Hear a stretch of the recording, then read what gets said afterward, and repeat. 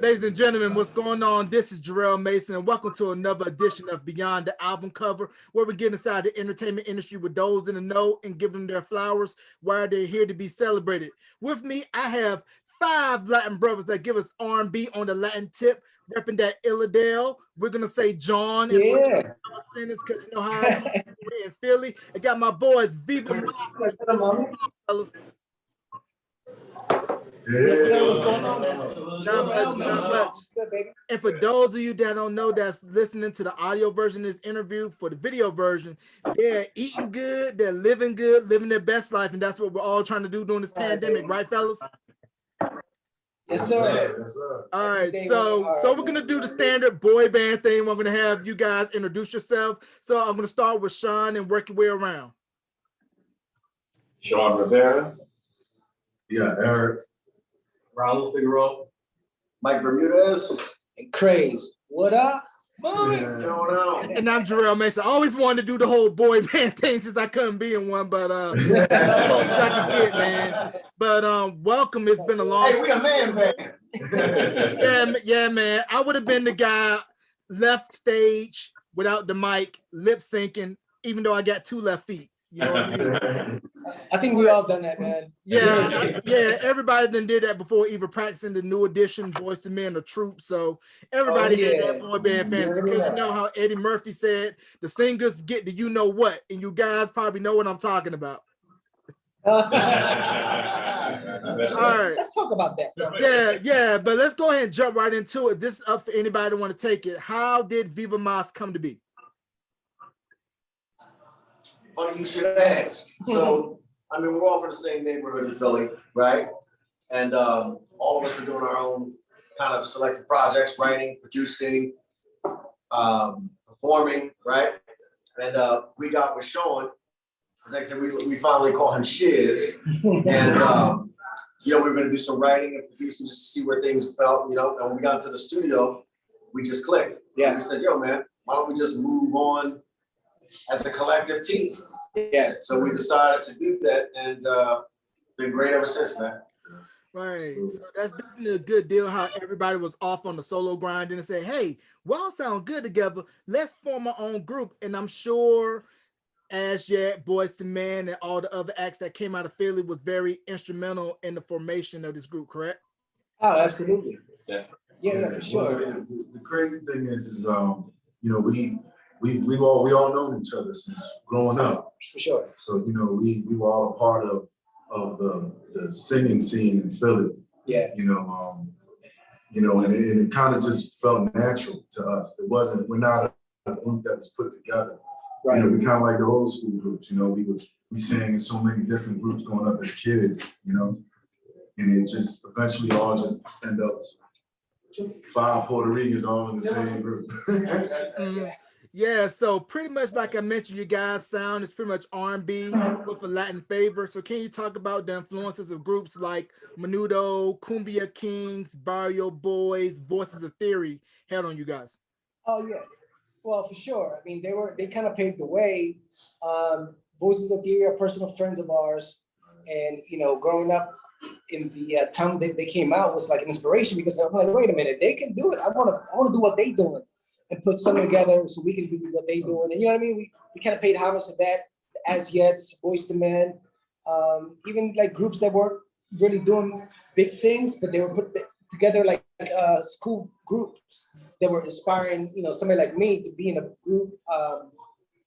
So one of the groups that was around then, Eric is singing, was Protege, that was one of my first inspirations, because again, we were friends growing up, and I just wanted to do that, bro. So it worked out that we were in the same neighborhood and we were able to collab. Some of us even went to the same schools. Yeah, Raul went to the same school that Boys to Men went to the same high school, creative and performing arts. Performing arts. Right. West Love from the Roots went there. I believe Black Thought. Right. Yeah. And Neil LaRue from Groove Theory went there as well.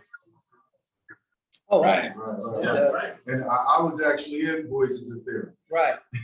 A word. So really, right, that's what's up. I was in there. Yeah, and you guys were signed to Ola Records, which is ran by Jelly Bean Benitez, correct? Absolutely. Yeah. Shout out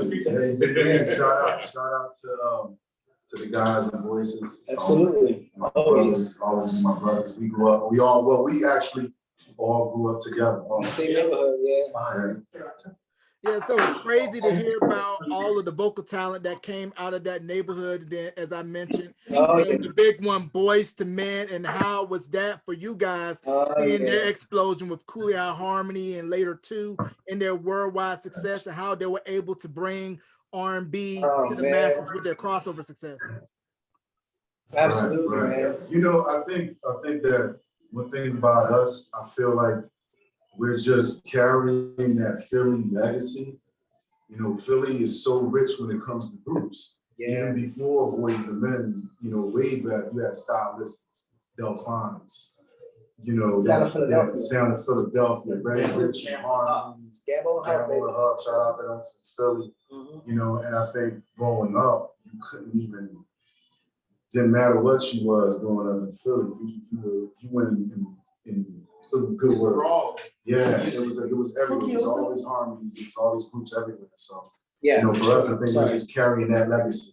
You know? Yeah, because I had Kenny Whitehead on the show not too long ago, and he was talking about, you know, the whole Philly soul movement with the Whitehead brothers and McFadden and Whitehead, Gamble and Huff, and how it started pretty much with that movement, and then it expanded to Philly World and pop art, and then like we know Boys to Men, and then Small Change came out of Philadelphia, which was We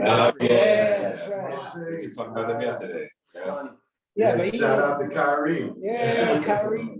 We were actually, I'm not sure if you know, here in Philly, it was this amazing Christmas production that happens every year called Carols and Colors. That was created by an amazing, talented Leon Evans. A lot of the late great Leon Evans. Great Leon Evans. A lot of the local R&B acts would perform on Carol Riddick. You know, Imagine, to name a few. Jake Bryan. I know Kyrie. That's how we know Kyrie. Small Change. So we were also a part of that as well. That was Kyrie's dad from Small Change used to manage the original As Yet Untitled before he got a record. Yeah, man, that's crazy. So did any of you guys back in your younger days do the whole talent show circuit at the schools? Because if you played your you had the right song and you had the right look of guys, you were gonna get ladies and numbers by the end of the week or the following week, if you know what I mean. Man, we used that as much as we could, brother. We actually performed with the Roots when they first performed that Kane and Brian. Oh, that's right. That's right. Yeah, that's true. Wow. So that's crazy how you in Philly starting out, you gotta go through the booze at first. So did y'all have y'all own venue that was kind of sort of similar to like the Apollo in New York, where I got to step my game up for this particular venue, because if not, they were going to No, I would say Princess Lounge. Princess Lounge, yeah. The Princess Lounge in Philly. Because if you won by audience, you could, let's say $50 or $100 or whatever, so the crowd decided who's gonna win, and everyone would come up and do, the band would know any song that was out. So anything, it could be Luther Vandross, Stevie Wonder, whatever. And the band would just get up and you sing with them, and then at the end of the night they say, okay, who do you think won tonight? So a lot of times, like in those situations, you really needed the money. You know what I'm saying? So we sang our hearts out. So it's almost like you gotta pack the place out with your people. And I learned this the hard way, because I did Apollo, and then I made it to the regular amateur night, and didn't really realize you pack the place out. And if you didn't, Sandman was hey, I had to clap myself off stage. I was doing Carl Thomas I Wish. That's a whole nother story for a whole nother day. So let's talk about that off wax. Talk about that though. Hey, off wax, bro. Off wax, man. But by you guys having, Latin roots and everything, how was it being able to merge, R&B with the traditional rhythms of Latin, singing in English and Spanish and incorporating salsa, merengue, bachata, and all of that? Yeah, so we we're primarily singing in English, but because we're Puerto Rican and can't sing in Spanish, we'll do the same thing we're doing in English and Spanish, just translation. I don't think that, you know, yeah, it's natural. One of my favorite things Yeah. that made me fall in love with this group is I heard them sing Boys to Men in Spanish, and I was like, whoa, Yes. whoa, yeah, man. See, but that's, Yesterday. people don't realize, especially when you grow up in the city, whether it's Philly, New York, Chicago, and especially here in Philly. And a lot of the households, I mean, you listen to the Southside Rock at breakfast and you listening to, you know, James Brown at night. I mean, that's just, it wasn't Philly. I mean, so it's not unusual to hear, you know, salsa music, Latin music, and then, you know, you listen to hip hop and R&B. We all grew up with Very that. mixed. So, It's a very big mix in Philly. yeah, so the point is, it's a very easy, it's not even really a transition. It's very easy to merge that music together because we all grew up on all of it. Yeah. Right. Yeah, definitely a good meshing of the two worlds, because how I mentioned earlier, Cumbia Kings, Frankie J, Barrio Boys, I mentioned Nesto Velasquez, but we got to even take it further back with the freestyle movement that Sal Abatello and Fever Ray started, and then, you know, Lisa, Nicole Jam, Expose, Cover Girl, Sweet Sensation, TKA, and how a lot of people. You know too much, man. Hey, I know my Protecting man. at all costs. Yeah, I know my stuff, but it's just yeah. I had Frankie J on the podcast as well. He was talking about, you know, him coming with the Cumbia Kings, being signed to Ola, and then going off to a solo venture, and how it was at the time labels weren't really checking for the Latin demographic and thinking that they were going to do numbers, even though Gloria Estefan was huge. They didn't really see the potential. Yeah, but she was doing crossover. She was all the way Latin though, so it was a little bit different than where we come.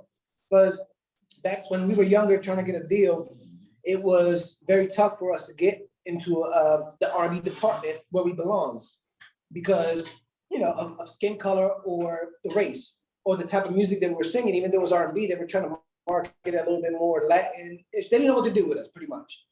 So luckily, we stood our guns and kind of broke through the mold, and you know, here we are. Yeah, because when I interviewed Nestor Velasquez, he was explaining the same situation, how early 90s, you have a Latin guy coming in, sounded like Christopher Williams doing R&B, and necessarily didn't really know what to do with him. But they really of the formula, how to do it, once Ricky Martin, Shakira, Enrique Iglesias, Mark Anthony really took a foothold here in the States. Yeah. I mean, you hear interviews with a lot of Latin guys that are doing R&B saying the same stuff, and we just love music. It doesn't matter, you know, what it is. If that's what we vibing with, that's what we're doing, you know? Because Frankie J said it in interviews, as you know, as guys like the Avila brothers that are in the same boat and speak, you know, highly, and that's where we all got our inspiration from. R&B, salsa, you know, like a mix of everything that we are inner city. You know what I mean? That's what Viva Mas is. Right, it's a mixture of everything, and like you mentioned earlier, you guys singing Boys to Men in Spanish. It wasn't until I believe it was '93 when Motown did the reissue of Coolie High Harmony that they put a Spanish version of End of the Road on the album. It was remember that? That was dope. It was red and white with the hats on, but I had the original. It came out in '91 that had them sitting in front of like some statue or something with the canes and everything. But it just kind of shows how their explosion just opened up the masses for groups, because you had, you know, Azjet, Shy, All for One, Silk, Portrait, Jodeci, and then down in Florida, you know who I'm talking about. He's deceased, but we're not gonna mention his name. Had the idea to say, let me take what Boyz II Men is doing and put it on the pop side and mix it with a little bit of Backstreet Boys, NSYNC, and all of that good stuff. Oh, man. Sorry. Would you like some blue dot noodle soup? We'll pour some on the phone for you. Hey man, you guys can have a bite, have a sip, do something for me, man. But I want to take it back to hip hop back in Philly. There was a station that still is going strong today, Power 99, Lady B. It was appointment recording, and how you had anybody that was everybody that was big rap wise in Philly, you know, make their way to that station, like Schoolie D, Jazzy Jeff, Mhm. Friends, Three Yeah. Times Dope, and how Three Times Pop Dope. Art Yeah. really put out a lot of those Yeah. early rap records in Philly. No, And no, no. Philly was kind of like the secondary market where a lot of New York cats come and really break their material. So what was it like kind of seeing those Right. guys like Jazzy Jeff, DJ Cash Money, and all of those guys? Mm. Don't forget Tough Crew. Oh, yeah. Tough Crew. Tough Crew, they from our neighborhood. Yeah, and then that Cool C, the Glamorous Flags. Yeah. Wow. Yeah, you just ran down the gambit of a lot of Philadelphia's undersung or unsung heroes. Before Jazzy Jeff and Fresh Prince went full on, there were a lot of undercurrents, like EST, the act Nicholas Run. Oh, yeah. Greatest band alive.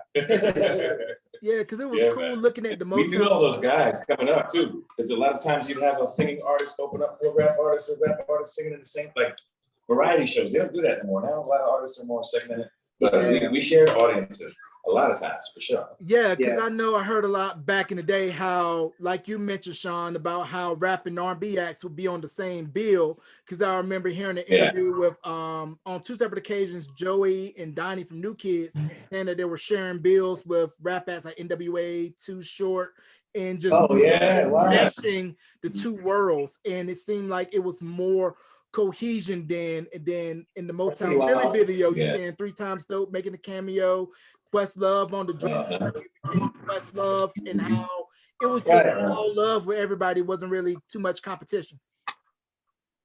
Right. Yeah. So Yeah, what? we definitely still support. Yeah. So Like what still would you? support our other artists. Yeah. Yeah. That's what it's all about. You know, helping everybody, supporting, rooting for each other, and not really saying, "Hey, why this person got a deal when I don't have it?" You know what I mean? Absolutely. So Absolutely. yeah. So can It's we not talk? about the talent. It's hard work. Yeah. Only gets you so far. Oh yeah. Yeah, and also don't burn no bridges, people, because you never know who helped you maybe and getting to where you need to be. Because we've heard horror stories about somebody not getting to where they need to be because they messed with the wrong person and made a connection that burnt. You know what I mean? Yeah. No, we try not to. That's for sure. So can we talk about you guys, the influence of Ronnie, Bobby, Ricky, Mike, Ralph, and Johnny, New Edition? Anybody can take it. That's everybody. I think everybody's that I would say New Edition is probably. Can You Stand Rain, still one of my favorite songs of all time. Yeah. Yeah, man. That's why we cover it. Still killing it on stage. So Exactly. He's a legend, bro. That's forever, dude. Yeah. Seriously. And for the 5011th time, for those of you that don't know the story about how Boyz II Men got to meet Michael Bivins, they snuck backstage to, I believe it was Power Fest, and then they ended up singing for everybody that was Powerhouse, which was Power 99, the station you were talking about earlier. Yeah, they ended up sneaking backstage, singing Can You Stand the Rain, and then that led to everything that came to be. Now, I don't know if you guys know this, but when 2 was about to come out, Tim and Bob had some songs lined up for him, but Gerald Busby, who was over at Motown, told them that more established producers on their album because of the success of Cooley Eye Harmony. And a lot of those songs that Tim and Bob had for Boyz II Men originally ended up going to 112 for their debut album. We worked with Tim and Bob as well. Oh yeah. Yep. Man, Yeah, those some talented dudes, man. Yeah, talented brothers. And speaking of Tim and Bob, Bobby V broke the internet this week because he posted a short little video of Mr. All Current Member singing Blackberry Molasses. Yeah, I and I saw thought that. it was so dope. Yeah, they did. They sounded great, man. They still look good. I think they should do a record together. Why not? Yeah, yeah, they should release that sophomore album that should have gotten released because when I spoke with Brandon Akira, he was telling me how they had a second album ready to go, and I guess East West Folk, and that second Mr. album came out, and then of course Bobby V went on to do his thing solo. Yeah, that's crazy, man. Yeah, that's fun. That's common in the industry. It is. Yeah, we were just talking about Player too. Remember Cheers to You? Yeah, and rest in peace, Daddy Major. Cats could sing. Yeah. Yeah, because I believe Smoke, E, and Black, they're both in the current form of Drew Hill right now, but player definitely dope, definitely underrated. So how did you guys manage to navigate, you know, the industry, knowing that artists get dropped all the time, and when industry heads switch hands, you could get dropped, and to not lose that perseverance and to keep going because of the politics? I mean, I think we took a chance. You know what I mean? Just we've been friends for so long that it only makes sense to keep going.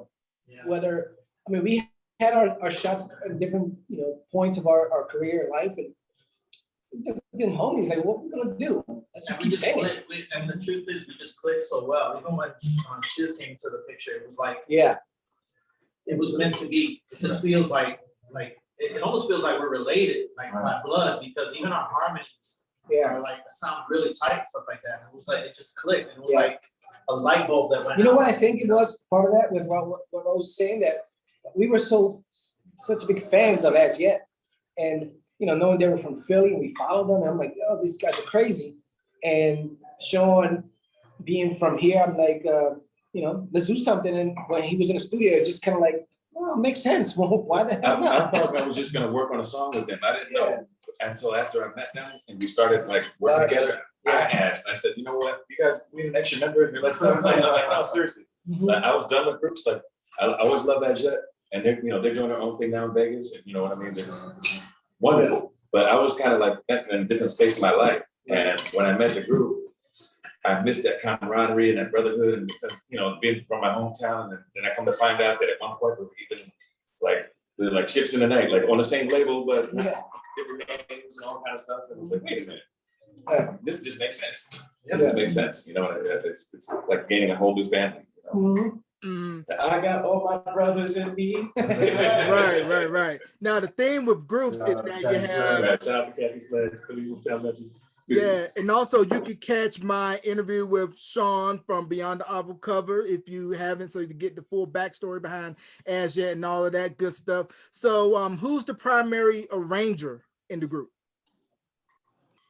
I'm gonna say it's Sean and Raul. Right. Before Sean came in, Raul was the primary, and now they're kind of both. You know, you can't just throw two lions with them; they gotta work together. So And we feed off each other, which is great. Oh, yeah. Like, we fill in gaps, finish each other's sentences. Yeah. Steal each other's notes. It's great. We joke about it all the time. Wow. I always say all my best ideas come from him. You know, my best ideas come from him. Yeah, so were there And we finish times each other's. crazy? So were there times when arranging vocals, it could be for somebody, but once you guys are testing it out, you can say, no, Craze, this is yours. Raul, this is yours. Sean, this is yours, and kind of changing the initial parts.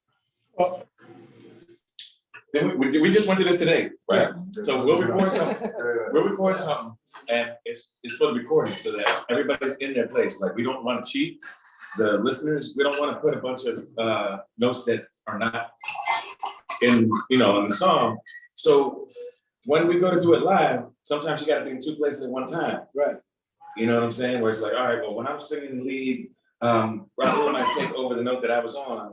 And then, you know, when he's singing lead, and then like no two sessions have the same people at the same places. Right. The really good thing about us is that because we have such strong voices that when we do our harmonies, especially now, we're allowed to not only, like, usually the normal is, you know, Craze is on top, I'm right beneath him, then Mike, and then, you know, Shiz, and then Eric. But now we're just like, we're comfortable enough, and we each have enough of a good range so that we can say, like, you know what, your voice sounds better on this part, Right. so you should sing this part. Right. And we intertwine a lot of the harmonies. It makes it more fun for us, but it also just shines the harmony on more, Right. which is just amazing.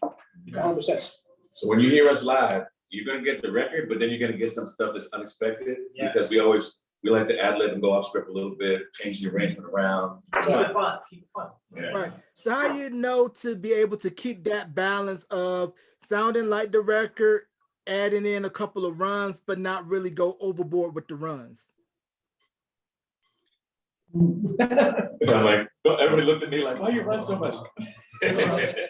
No, I think everybody has taste in this group. That's another thing. Like, I can't speak for everybody, all the time, which is good, because Mike will say something that makes sense, and it'll make me change what I was thinking.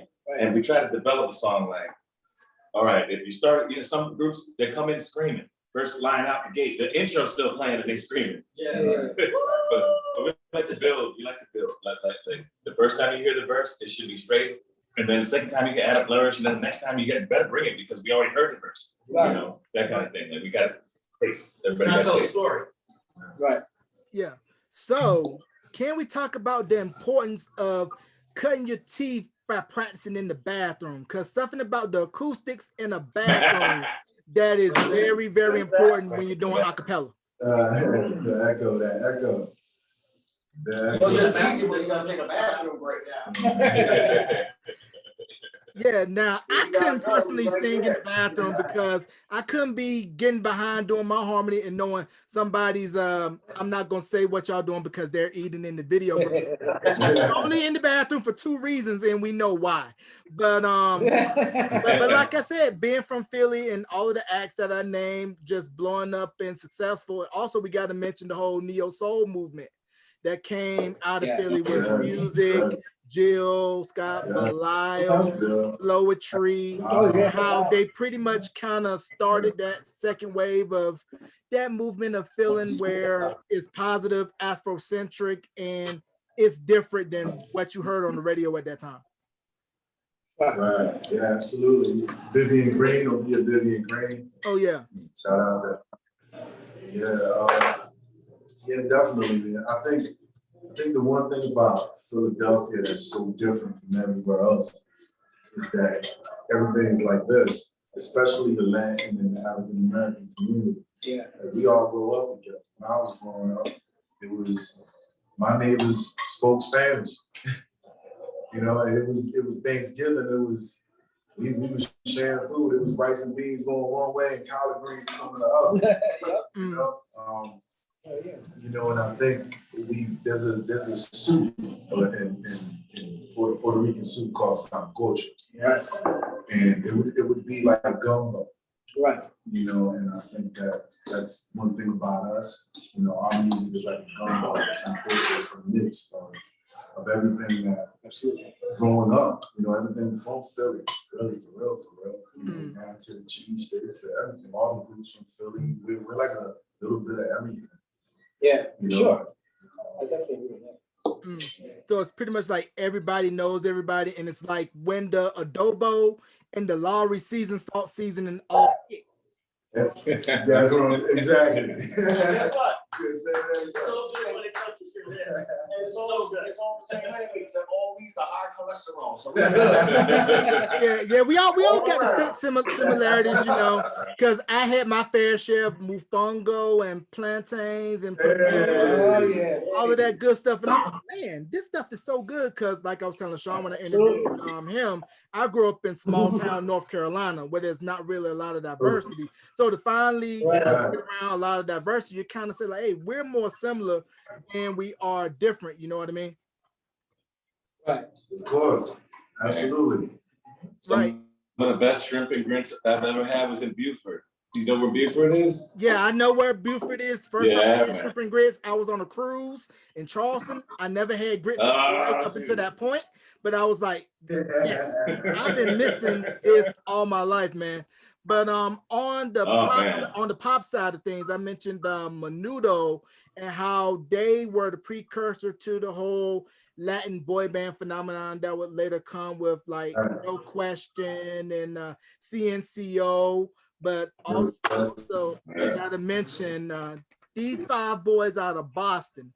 They took what New Edition did and made it bigger on the pop side and started New Kids on the Block. So can we talk about New Kids on the Block and how they were kind of influential as well on you guys?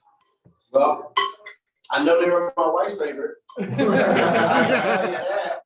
But I can't necessarily say that I was doing step by step. When they were stepping by step, and I was still on my New Edition, and I was still rocking my Adidas because I was in the Run DMC.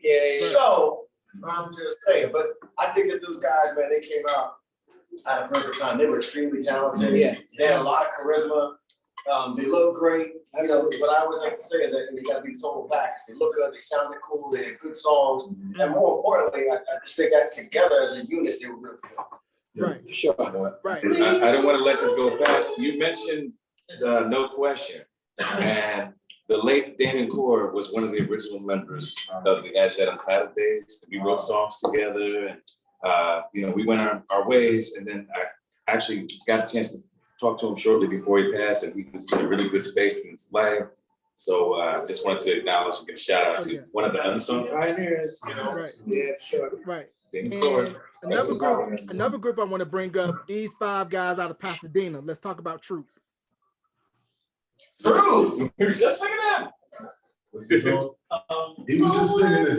Always think of you, day and night, all I do. Yeah. And don't get it twisted, their hair was popping. Yeah. Yes, sir. Yeah, definitely good group. I had a chance to interview Alan, Steve, Rodney, and John on separate occasions. And I'm going to give you guys a little bit of a fun fact. You guys know the record Turned Away by Chucky Booker? Yeah. Come on. Actually, that was originally supposed to go to Troop. What? Wow. Yeah, but I'm going to tell you the story. What ended up happening was when I interviewed Chucky, he told me that he played with Ron, who was head of Atlantic at the time, and she told him that it's going on your album, and he tried to convince her that it was a Troop record, but she wouldn't budge. And when he told Troop that Sylvia said this record was going to go for me instead of you, they were like, man, we want a record similar, and that's how Spread My Wings came about. Wow. Spread My Wings, put a bit. That's a whole. What if they switch songs? You remember that song? And why you wanna play? And why you wanna play your games on me? I would have loved to hear Troop sing that. Why you wanna play games on me? That was the jam. Yeah, Chucky Booker Games off the Wild album came out in '92. Yeah. Y'all remember the intro? Oh, speaking of intro, I just had Buddy White on the podcast not too long ago, and he told me that Let Me Be the One originally was supposed to go to Mary J. Blige for What's the 411. Yeah, but what ended up happening with that was that they didn't have enough room for any extra records. So that's how intro ended up taking it back and putting it on their album. Wow.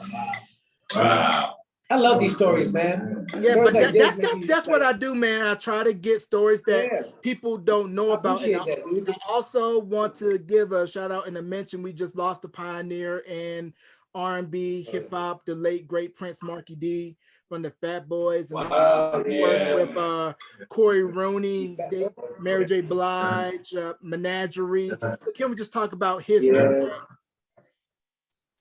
Yes, Prince Marky D. We was just talking about the movie Disorderly. That's my Joe right there. Yeah, man. Power 99 was doing a call-in giveaway for Disorderly's DVD, and I called him one. Went all the way down to Roxbury to get that DVD. Oh, you giddy. That's what we're doing right now. That's so funny. And we talked about Voices of Theory early. Can we talk about the song Say It? Yeah, let's talk about it. Yes. Great record. Say It was produced and written by the amazing Steve Morales. Absolutely. Super producer Steve Morales. Yeah. Shout out to Steve Morales. And a songwriter by the name of Rain. Shout out to Rain, too, incredible songwriter. Man, he's taking me all the way back. It was an amazing song. It went gold. Thank God for that. It was an incredible experience. It's funny because we were just recently talking, Sean and Raul were talking about doing an a cappella medley to pay homage to some of these old groups from Philly. You know, I'm not gonna say they're old, you know, the boys are still around, but you know, the No Question voices and groups like that. Yeah, that's definitely crazy. And I think Voices of Theory had a cut on the Why Do Fools Fall in Love soundtrack, correct? Yeah, that's really good. That was before I got in the group. Right. I came in after.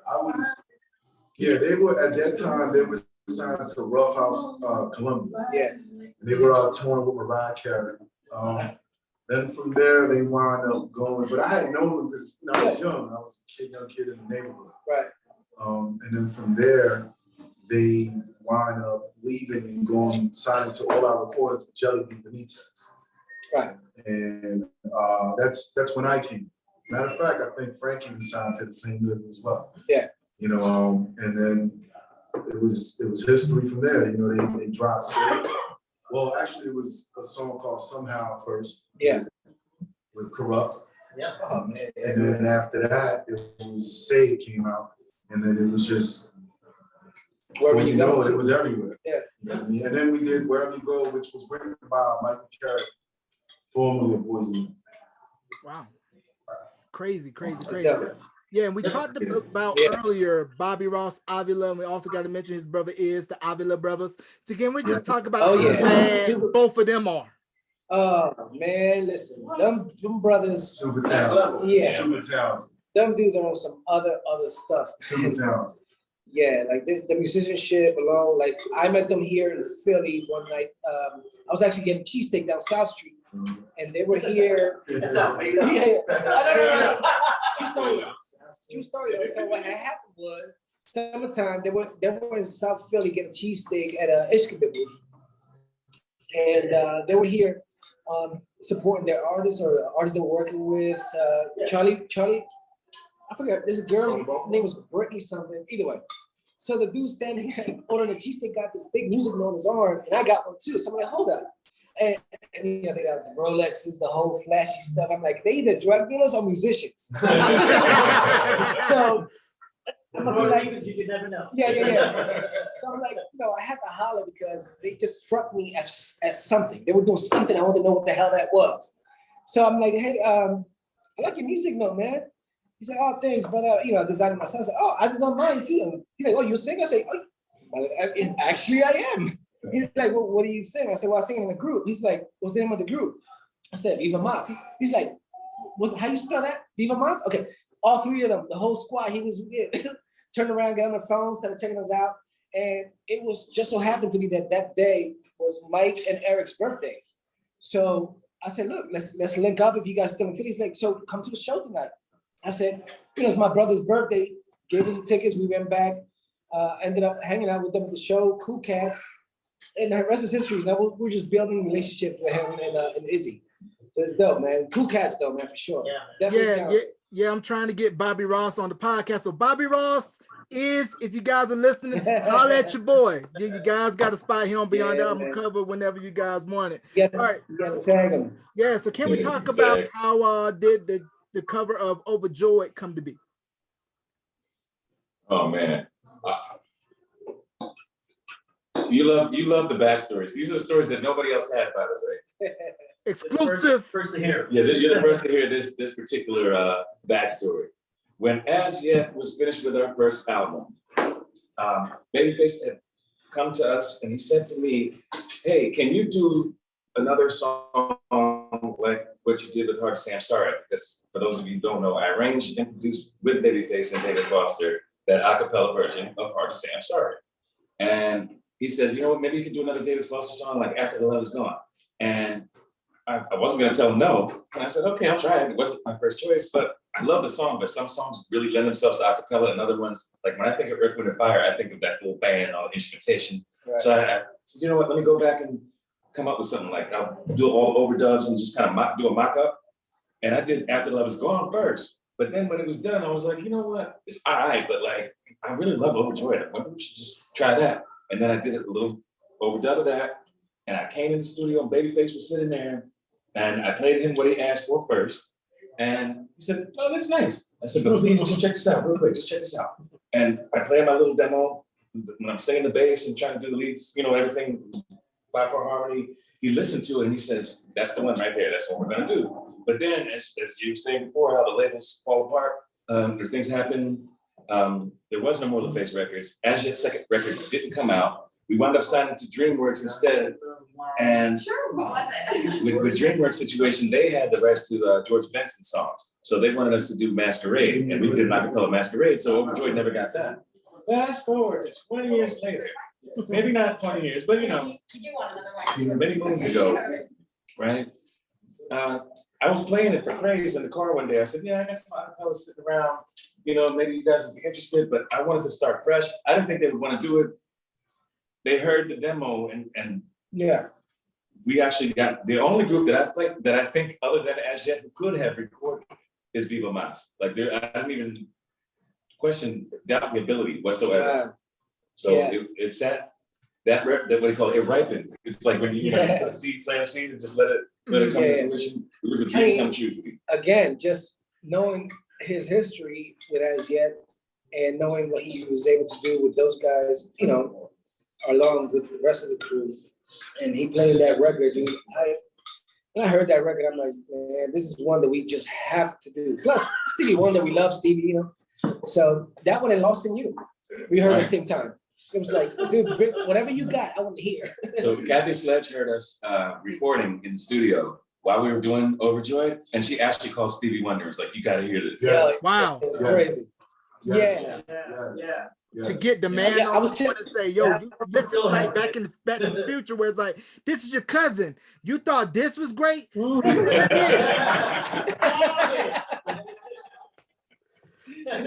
Barry who?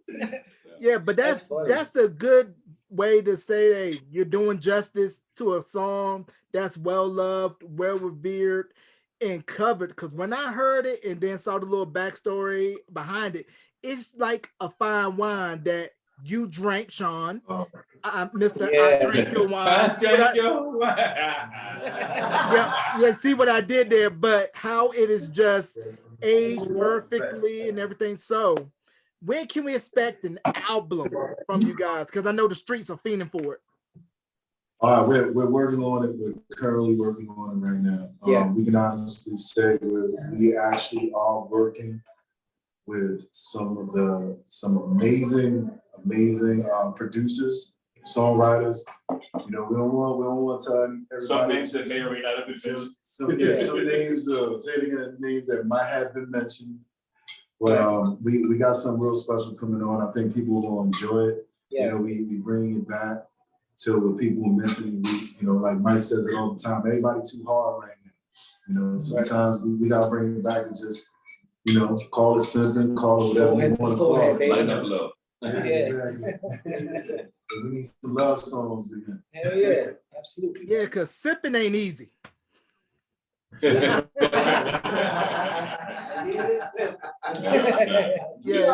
it's not easy at all.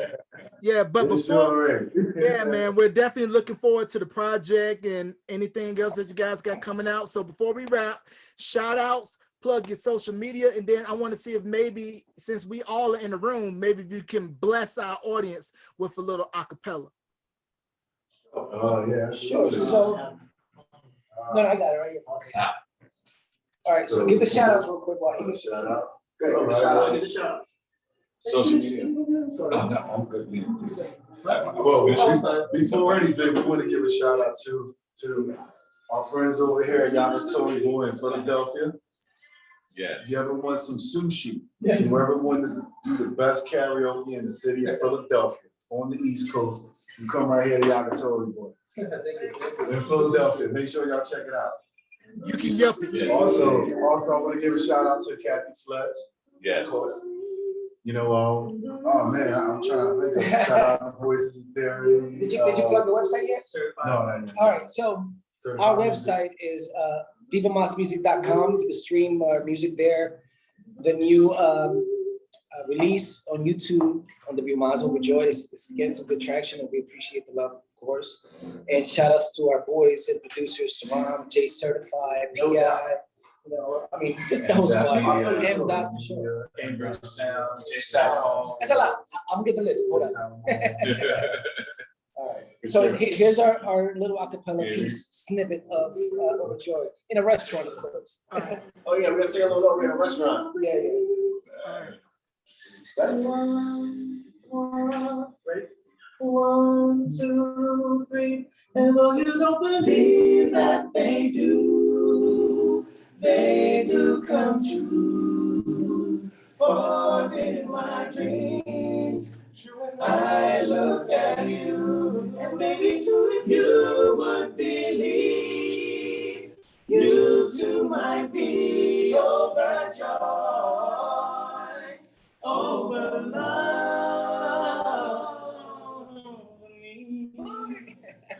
Man, that's how you do it right there. People don't attempt it at home. Over chicken and rice. Yeah, that's crazy. All right, so you can catch this interview in audio and video form wherever you stream your podcast, Anchor, Apple, Spotify, Stitcher, TuneIn, Verbal, on the YouTube channel, youtube.com/Beyond the Album Cover. Ladies and gentlemen, give a big round of applause for my guys, Viva Mas. Thank you guys for coming on to Beyond the Album Thank you, Cover. Jarrell. No Thank you for your problem. time, bro. Guys. Appreciate it, brother. All right.